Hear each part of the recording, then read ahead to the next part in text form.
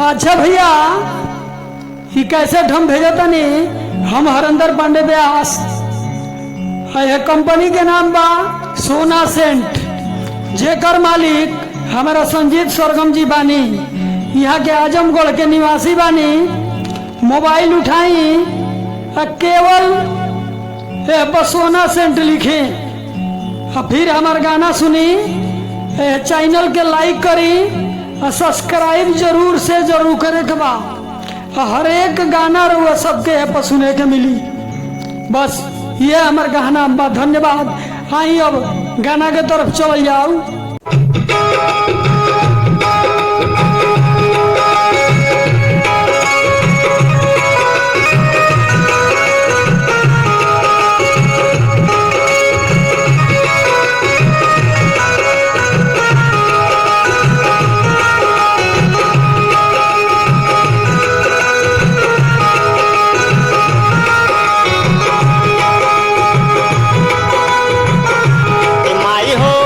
बचपन से पहले बानिरा और ध्यानमा माई हो बचपन से पहले बानिरा और ध्यानमा तापर लागल बड़ुए माई हो हमारे मानवा।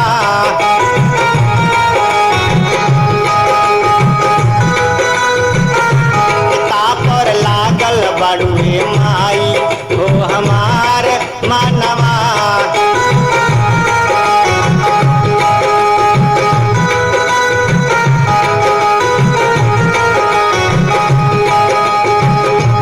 माई हो बचपन से पहले बानिरा और ध्यानवा।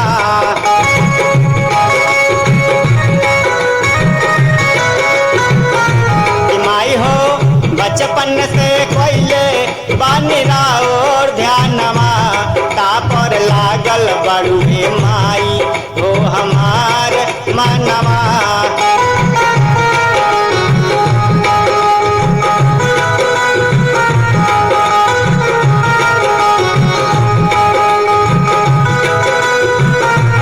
तापर लागल बड़ुए माई हो हमार मानवा।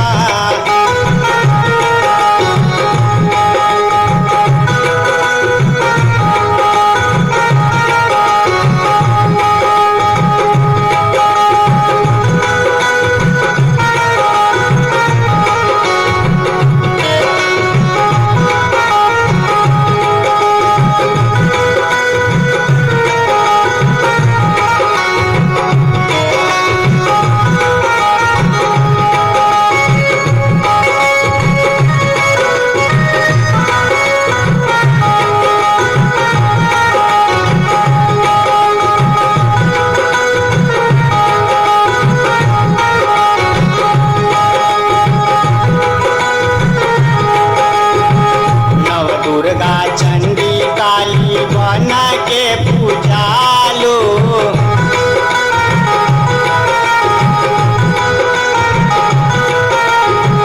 हर नर नारी के हृदय में समालो।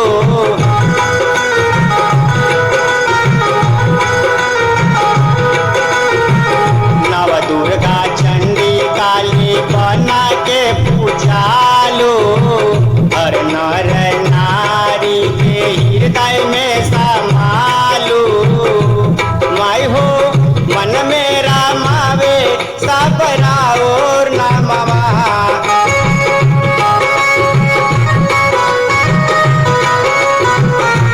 माई हो मन में रामावे सबरा और नामवा तापर लागल बड़ुए माई हो हमार मानवा।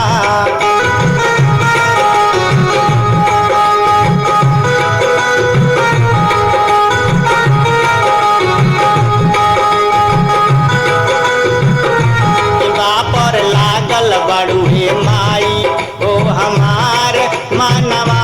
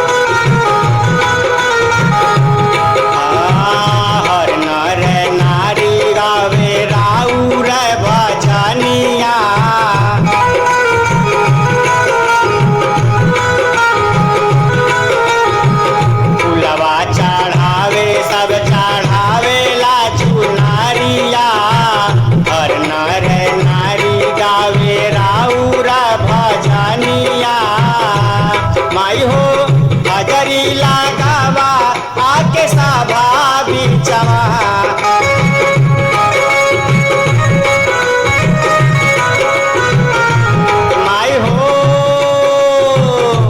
माई हो हजरी लगावा आके सभा बिचवा तापर लागल बड़ुए माई ओ हमार मनवा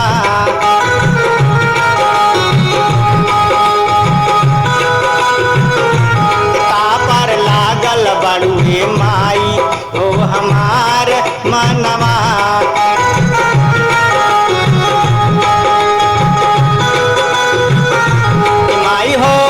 बचपन से कोइले बानिरा और ध्यानवा